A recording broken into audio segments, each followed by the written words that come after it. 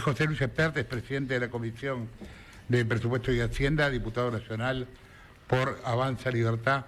¿Qué tal, José Luis? ¿Cómo andás? La Nata te habla. Hola, ¿qué tal? Muy buen día, gran saludo para vos, para la producción, el equipo y los oyentes. ¿Qué tal? Bien, ¿va a haber a lo largo del año 2 paquetes de esta entidad, pero aplicados a otros temas? Mira, es probable que haya 2, 3 o más. A ver, la idea del presidente Javier Milei, la idea de los liberales es que Argentina necesita una profunda reforma estructural en infinidad de planos. Yo te diría casi todos los planos de la vida argentina: salud, educación, justicia, previsional, fiscal, comercio exterior. O sea, acá hay que remover estructuras que son no solo viejas, sino anacrónicas, que están en el centro de la explicación de por qué Argentina ha terminado siendo casi un país miserable ya, ¿no? Pensemos que tenemos la mitad de la población pobre, el 60% de los chicos pobres, la mitad no tienen comprensión de texto adecuada, tenemos la mitad de los trabajadores trabajando en negro, tenemos un PBI en guita ahorrada por argentinos afuera de todo el terror que le ha generado Argentina. O sea, tenemos una Argentina diezmada y nosotros los liberales tenemos un diagnóstico de por qué está diezmada, y la remoción de todas esas de esa arquitectura vieja, vetusta y anacrónica es la que pretendemos hacer, obviamente pasando por el Congreso la mayor cantidad que se pueda, porque en el Congreso está el pueblo de la nación, que es el que tiene que deliberar a través de sus representantes, y lo que no, como corresponde dentro de la ley, será por decreto. Hoy en particular en el Congreso estamos discutiendo una ley que se llama Bases y Punto de Partida para la Libertad de los Argentinos, que es uno de esos mojones que tenemos que recorrer para cambiar a Argentina para bien de los argentinos. Por ejemplo, hay muchos mojones. De hecho, Jessica recién tocó algunos títulos, pero metamos en un mojón que es crítico y muy sensible para la sociedad, todo el tema vinculado con la cultura y el arte. Nosotros tenemos en Argentina hoy que la plata para la cultura, el arte, el subsidio a las producciones cinematográficas chicas, el grueso va a financiar los salarios de los tipos que están apoltronados manejando los fondos de la cultura. Entonces, lo que pretende el proyecto de ley es una cosa de sentido común, que el grueso de la guita que los contribuyentes pagan para financiar el desarrollo de la cultura, el arte y el cine argentino vaya a los que hacen cultura, a los que hacen cine, no que se lo lleve fulanito, no importa el signo político. A ver si te lo puedo, perdóname, si te lo puedo traducir de esta manera. La gente pobre con el IVA paga el cine de la clase media alta. Sí, más que pagar ponele que ese sea una decisión de la sociedad, ponele que votando la sociedad haya decidido en algún lugar, cuando vota un programa económico, un programa de gobierno, en una elección vota a lo mejor que una parte del IVA que se paga por la leche y por lo que sea, por la carne, por cualquier producto alimenticio básico, termine yendo a subsidiar el cine que ve la clase media. Eso ponele. Si la gente lo votó, ok, yo no estoy de acuerdo, pero eso es otro tema. Pero lo que no puede ocurrir es que al tipo que paga el 21% del IVA, vos le decís que va a financiar el cine de la clase media, pero termina yendo a militantes de quien sea que están conchavados administrando la plata que va a subsidiar el cine de la clase media. O sea, ni siquiera llega al cine que va a ver a la clase media, se la queda en punteros, militantes del partido que sea. Eso es lo que esta ley pretende cambiar de manera rotunda. Otro curro, el tema de los derechos de autor. A mí me parece ridículo que un pobre tipo que tiene un hotel con 5 habitaciones, con 5 televisores, uno por cada habitación, pague derecho de autor por tener la televisión prendida.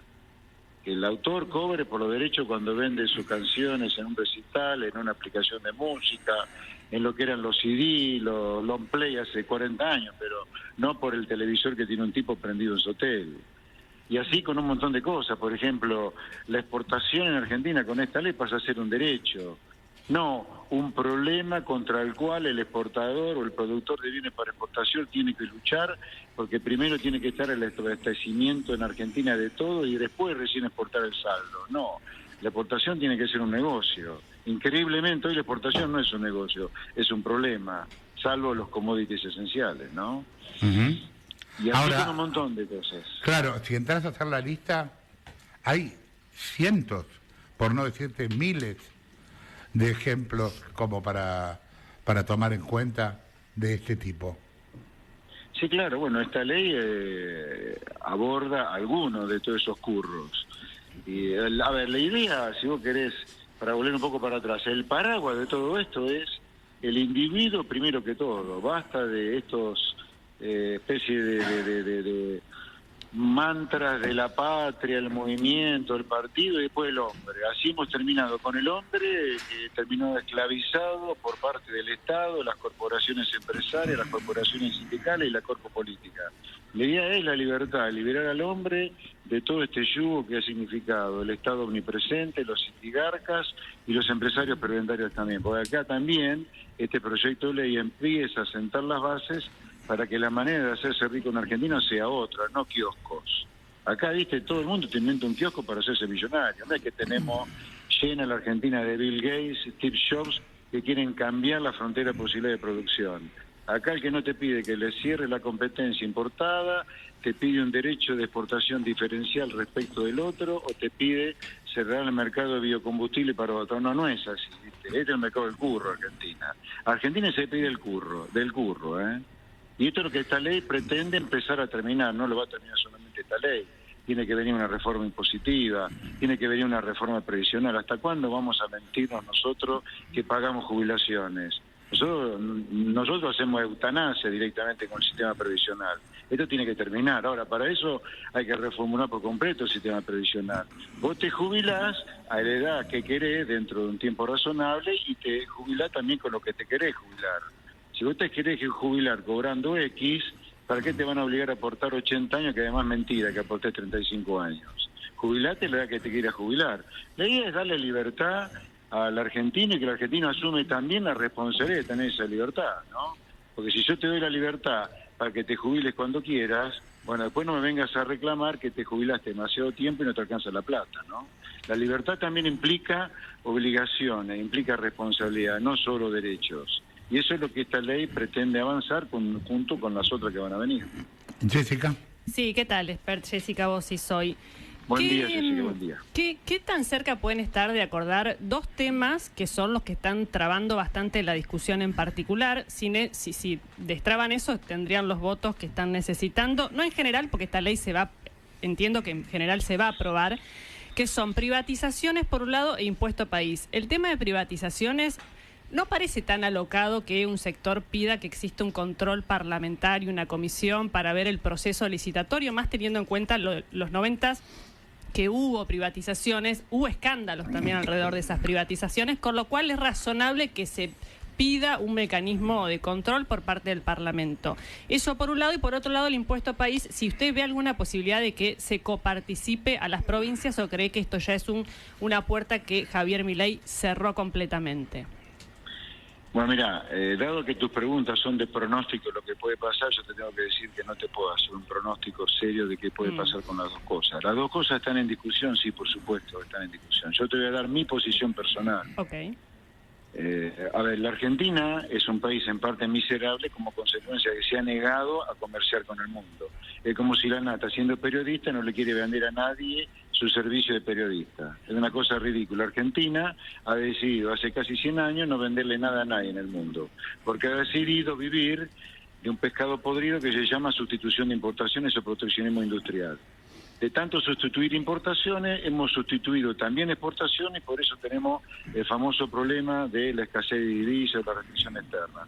O sea, Argentina tiene que abrirse al mundo y comerciar con el mundo. Y un impuesto a las importaciones, como el impuesto país, es un impuesto que hay que eliminar porque cierra la economía argentina al comercio. Y con el comercio es de la única manera que podemos prosperar y ser un país rico. Así, por lo tanto, un impuesto que hay que eliminar porque encarece importaciones y cierra la economía del comercio, que es la llave para crecer y ser ricos, no lo vamos a coparticipar, es una cosa absurda esa. Sobre las privatizaciones, mira, si hablamos de escándalo con las privatizaciones, los escándalos que hay con el tamaño del Estado que tenemos son 10 veces peor que algunos escándalos que haya habido con alguna privatización. Yo creo que no tiene que haber ningún control parlamentario de las privatizaciones. El Poder Ejecutivo es el que lo tiene que decidir, con procesos licitatorios abiertos, cristalinos, etcétera, etcétera. Pero eso, crear comisiones es la mejor manera de no privatizar nada. Pero no, es mi posición personal, de todas maneras. Está bien. Marina. José Luis, ¿cómo le va? Marina Calabro lo Hola, saluda. hola. ¿Qué tal, ¿Cómo Marina? está? Buen Bien, bien, muy bien, igualmente. Bueno, recién le hacía el punto sobre los dos temas más álgidos, privatizaciones e impuesto país. Usted aclaraba, los dejamos al costado en cuanto a la aprobación en particular, porque como usted dice, es un pronóstico, pero hay dudas de que tengan el número para aprobarlo. Si le sumamos a eso que retiraron el capítulo fiscal, que la modificación, o llamémosla reversión, de la última modificación del impuesto a las ganancias de la cuarta categoría, va por ley aparte. La pregunta es, ¿cuánto de esa reforma profunda en términos de liberalización de la economía va a quedar plasmado en lo que se apruebe de esta ley? Porque al no estar... Justamente el capítulo fiscal, que no incluía ganancia, porque eso fue un proyecto aparte. Sí, es todo aparte, por eso digo. Que también el ministro de Economía decidió el viernes 26 en conferencia de prensa sacarlo del Congreso, Sí. Proyecto que había introducido el Poder Ejecutivo a través de diputados, pero no forma parte de la ley bases. Sí. Yo diría, al sacar el capítulo fiscal de la ley bases, transitoriamente desaparece el adicional de recursos que va a haber de todas maneras que generaba el paquete fiscal. Pero el proceso de reforma, de desregulación, de liberalización, de poner al individuo, al argentino, en el centro de la escena, de terminar con los curros, que la exportación deje de ser un pecado y que la plata para subsidiar cultura llegue a la cultura y no a tranzas, eso está. Yo diría, el corazón del proyecto de ley base, que era la desregulación, la reforma económica, la liberalización, está. El ajuste fiscal, a mí me parece hasta bien que se discuta aparte, porque ahí, como hay guita, como hay plata, hay poder, y como hay poder, la reforma de liberalización y de regulación quedaba empiojada por el capítulo de la plata. Bien. Cecilia. José Luis, ¿qué tal? Cecilia Buflet te saluda. Hola, Cecilia, buen día. Te escuchaba y puedo incluso coincidir cuando hablabas de la eliminación de regulaciones, controles y demás que generan curros. Ahora, ¿no hay también un posicionamiento político en ese proyecto de ley de bases? Porque le pone más foco a las cuestiones vinculadas al arte que a jubilaciones de privilegio o al régimen de Tierra del Fuego, dos temas que son claves, son mucho más significativos presupuestariamente y de los que por ahora el gobierno ha pasado por encima. Bueno, sobre jubilaciones, al revés, Cecilia, se eliminan las jubilaciones de privilegio para el presidente y el vicepresidente, cosa que me parece central como ejemplo para la sociedad. Obviamente, en términos de peso, me dirán que son 2 pesos con 50, es cierto. Pensemos que el presupuesto de la nación solamente son 40 billones de pesos, número redondo, 40.000 millones de dólares. Sí, pero los regímenes de privilegio son muchísimos. No, espera, vamos por parte. En temas de jubilación de privilegio, se eliminan la jubilación de privilegio para presidente y vicepresidencia, cosa que me parece que está bárbaro. Ahora, vayamos a los regímenes, a lo que se llama gastos tributarios, o sea, plata que se pierde por recaudar el Estado como consecuencia de exenciones que hay en algunos impuestos o regímenes de promoción, ¿no? Las dos causas te causan pérdida de recaudación para el Estado. Eso son 2.38 exactamente del producto, 2.38. Pensemos que la recaudación de impuestos en Argentina está cerca a nivel de nación y provincias, estamos hablando de 32 puntos de producto. Bueno, el Estado nacional más provincial se pierde de recaudar 2.8 sobre 32, o sea, no llega ni al 10%. Tengamos claro eso. Acá el problema vuelve a ser el de siempre, el tamaño del Estado y no lo que recaudás o lo que te perdés de recaudar. Ahora, vamos a los 2.38 que te perdés recaudar, que es ínfimo contra lo que recaudás y es ínfimo contra lo que el Estado gasta. Ahí tenés concentrado la pérdida de recaudación que el Estado tiene en 2 o 3 cositas que son súper sensibles. Punto 1, ganancias a las cooperativas. Sí. 2, el régimen de promoción de Tierra del Fuego. Yo eliminaría todos los regímenes de promoción como concepto, como ley, y entregaría subsidios acotados por tiempo determinado a resultado por un tiempo. Esto de que medio siglo que Tierra del Fuego viva subsidiado por el pobre de la provincia de Buenos Aires, Córdoba, Santa Fe, me parece ridículo, porque además Tierra del Fuego sería muchísimo más rica viviendo de la libertad, explotando sus recursos naturales, que del curro de vender celulares caros en Argentina cuando fuera son baratos televisores, ¿me entendés?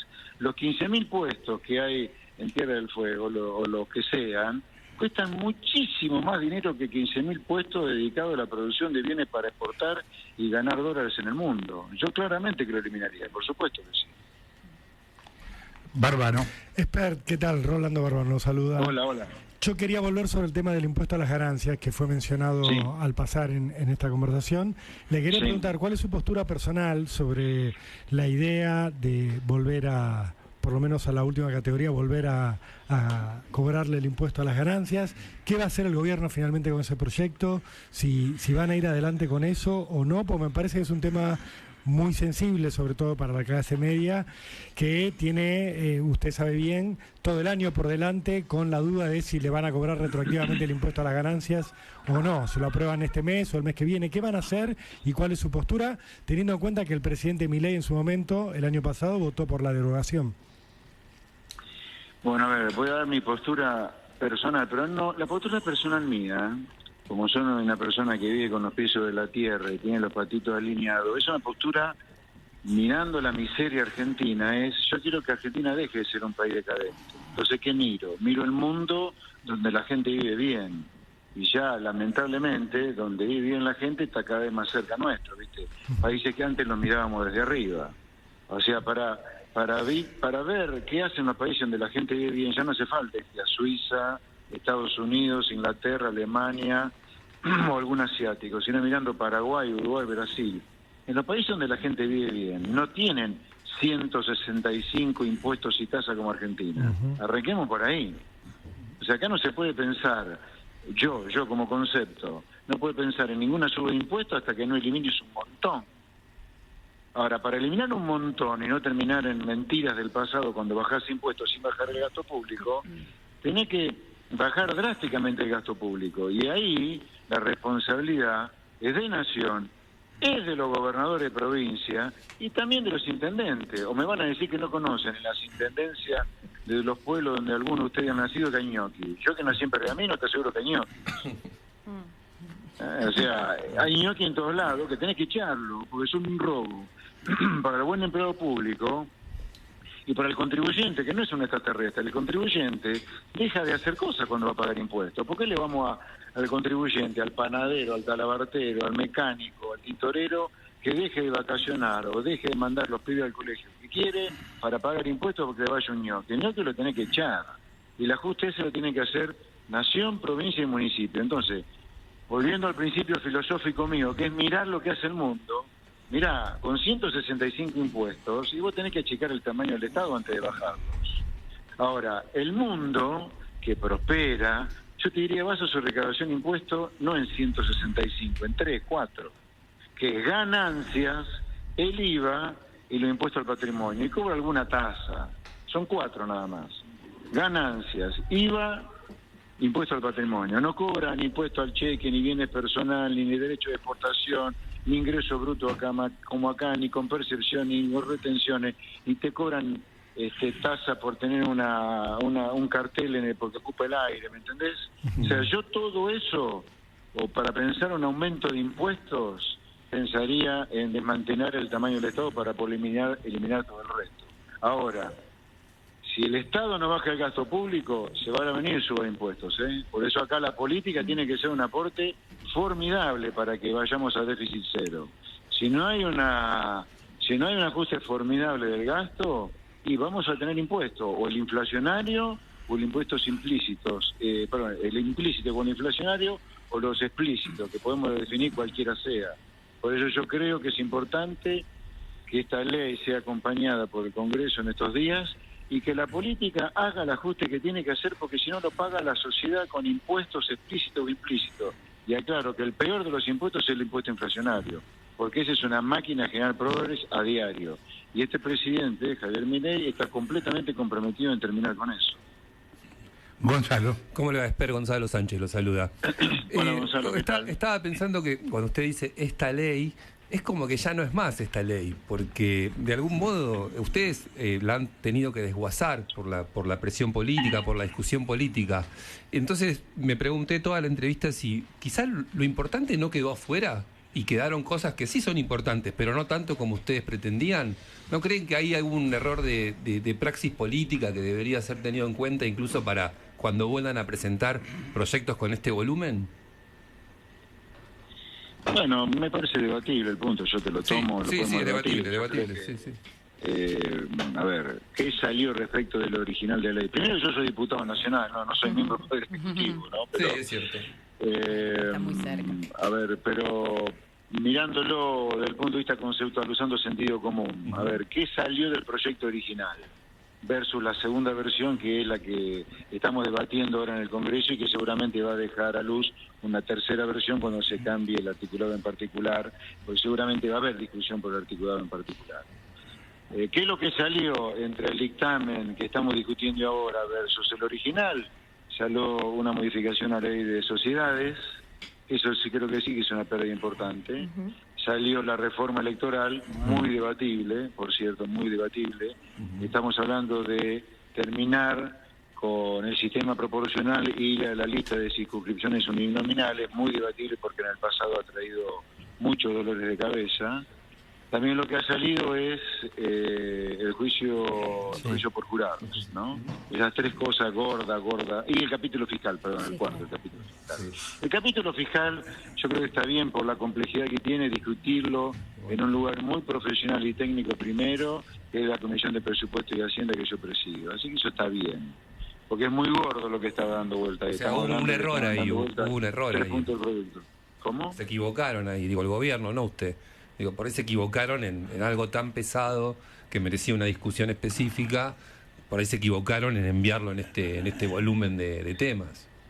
Sí, puede ser debatible. Yo creo que igualmente queda una muy buena ley que pone al individuo en el centro de la escena, y es una ley que pone la educación como el servicio esencial, pone como delito sujeto a pena y a cárcel el bloqueo de empresas, termina con el curro de la cultura, los derechos de autor y el Inca, etcétera, etcétera. A mí me parece que es una ley que empieza a recorrer el camino. No era el camino de la autopista de la primera versión de 664 artículos, sí, pero sigue siendo una buena ruta para hacer las reformas que los argentinos tanto esperan para cortar con la decadencia, porque el objetivo, cuidado, acá es primero cortar con la decadencia, después ver si podemos, haciendo más reformas, empezar a parecernos a los países normales, ¿no? Porque Argentina ha naturalizado tanto la normalidad que ya parece raro y parece revolucionario la normalidad. A ver, a mí me cuesta creer, y siempre doy el mismo ejemplo, que haya sindicalistas que se precien de tal y que no quieran cambiar las leyes laborales, cuando la mitad de los trabajadores trabajan de manera precarizada por culpa de estas leyes laborales, no por la ley de cupo o la ley de gravedad, por las leyes laborales los laburantes laburan en negro y no la quieren cambiar. Es una cosa increíble cuando con tres cositas se puede cambiar mucho la vida de la pyme argentina, que son las grandes generadoras de empleo. Te digo una, las multas. Te digo otra, poder descentralizar la negociación colectiva. Un tallercito mecánico perdido en Famayllá, en la provincia de Tucumán, jamás va a poder cumplir el convenio colectivo que es MATA, el gremio mecánico más grande de la Argentina, firmó con la automotriz más grande de la Argentina, que Volkswagen. Jamás lo va a poder cumplir. Entonces, como no lo va a poder cumplir, empieza el problema de las multas, las horas menos trabajadas, la doble indemnización, los paros, ¿entendés? O sea, ¿por qué no nos adaptamos a la realidad? Si la realidad te dice que una pyme no tiene un corno que ver con una multinacional, adaptemos todo para que esa pyme me pueda dar empleo en blanco. Ahora, claro, acá los sindigarcas que tenemos, en lugar de sindicalistas, importa un carajo el empleo negro. ¿Por qué? Porque ellos siguen recaudando plata montones de las obras sociales sindicales, de la cuota sindical que termina siendo obligatoria aún para los trabajadores que no están sindicalizados. Otro kiosco, no tenemos sindicalistas, tenemos kiosqueros y sindicalistas que viven del curro de lo que significan las leyes laborales que tenemos. No tenemos leyes laborales pro empleo, pro empresa, pro trabajador. Tenemos leyes laborales para curro, para sindicalistas trucho. Esas son las cosas que en Argentina yo no puedo creer que estén tan naturalizadas que luzca revolucionario y quita derechos